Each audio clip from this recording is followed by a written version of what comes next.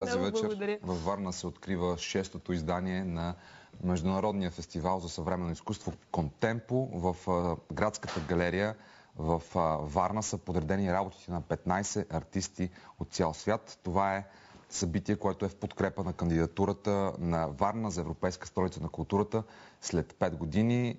Сега да отпътуваме към морето.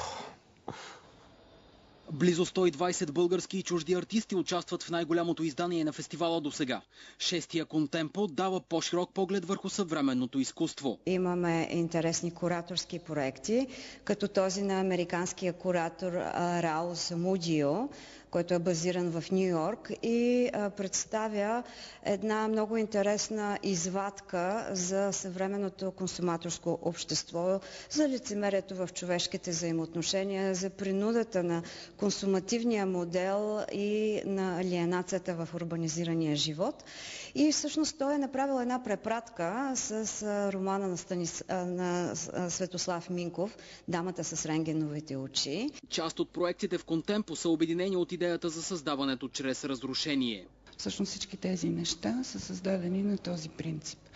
С идеята, че активността, агресията, да кажем, във формата, когато тя е активност, е градивна и не винаги е с негативна оценка.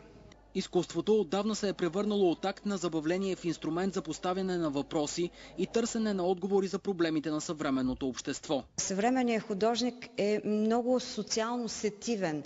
Той обръща внимание на заобикалящия го свят и вече естетиката на съвременното изкуство е по-скоро социология на съвременното изкуство. На нашия начин на живот той намира отражение в тяхните творби. Участниците в Контемпо, освен артисти, са мъдреци, естети и поети на духа. Някои от творбите пробуждат, защото са брутални и принуждават зрителя да се замисли.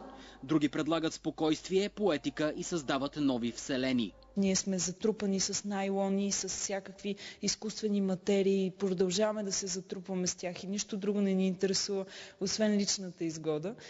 Съответно, аз правя един аналог на истинската вселена с една изкуствена. Поставянето на въпрос би довело в един момент до намиране на отговори.